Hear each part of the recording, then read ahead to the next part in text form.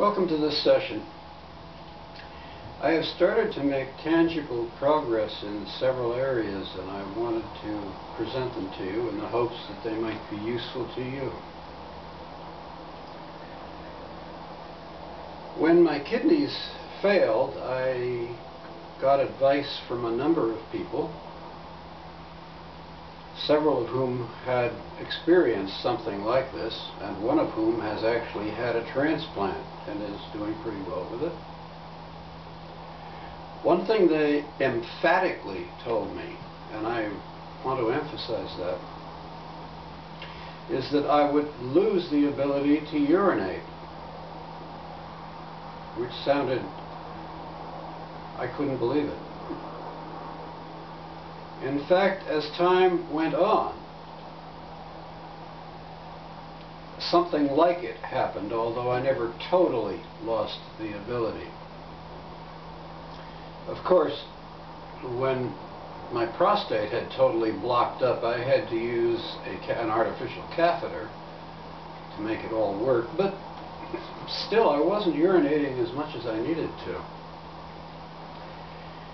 And then I realized that the way dialysis is designed is to remove a substantial amount of water directly from the blood over the period of time the dialysis treatment takes place. I literally walk out of there somewhere between 1 and 2 kilograms lighter, and what they've done is taken away water. And the reason simply is that when the kidneys fail, it is typical for there to be excess water in the blood, in the body. It needs to be gotten rid of. And so the dialysis is doing people a fantastic service. But what if the kidneys are recovering? A few weeks ago I had a special test done. The doctor recommended it and I took his advice. And he came back about a week later and told me that the test, when he did his arithmetic, said that my kidneys were now about 18% functional. Now, statistically, a 71-year-old man like me should have perfectly healthy kidneys. Well, statistically, 70% is what is expected. I won't call that perfectly healthy. My understanding from my body is that, in fact, there's improvement. Even as we speak, that I should be well above 20% by now. And in particular, I'm noticing some obvious differences. I am urinating more. And I'm also noticing that the prostate is apparently not quite as swollen because I'm doing it much more easily. And that's just plain, that's wonderful. So there is recovery here. And the recovery is partly in the prostate, partly in the kidneys, and probably in a whole lot of other places too. It's good. It's real good. So, if nothing else, recovery is possible.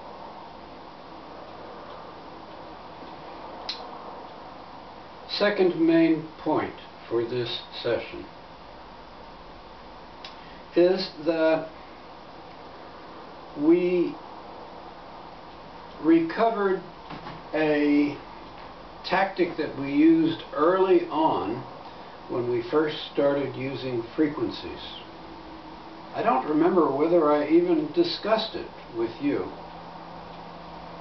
but it involved using microscope slides. And in fact, these are slides that are designed to show students under a microscope what various tissues found in the human body look like. I don't use a microscope here. All I do is hold the slide in the palm of my hand. If I want 2 slides, I'll hold one in the palm of each hand. And I do this as I'm doing whatever treatment I'm working with.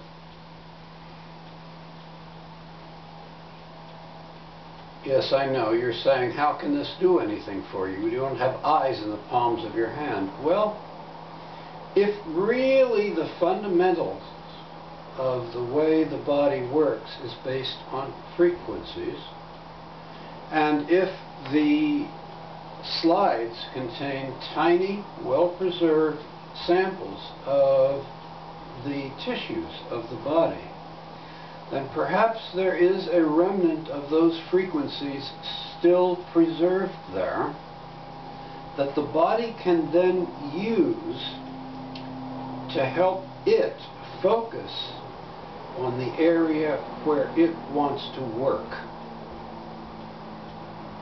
I have now used them with actual frequency sessions, and I have also used them this morning simply meditating using some symbols. So now my full-blown frequency session consists of frequency generator, audible tone, that's the spherotones that activate the chakras,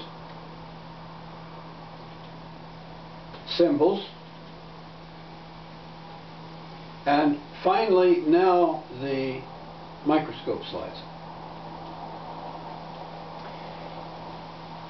There have been several results from this, all of them good. In fact, amazingly good. First, let me talk about crawl-outs. If you've been with me, you know what they mean, but you probably don't, so let me review that. Suppose I'm infected by something, say a bacteria. A bacteria is large enough to itself be infected by something else, like a virus. And so let's say by some means I find it possible to kill or destroy the bacteria. What happens to the virus that was inside it? Well, it's still inside it, but now it's inside something that's dead. It crawls out and infects whatever it finds outside. Guess what? That's me. So one of the results that I have observed when I do a successful healing session is I get sick with other stuff. And I call that phenomenon crawl-outs. What has been very interesting is when I used the microscope slides,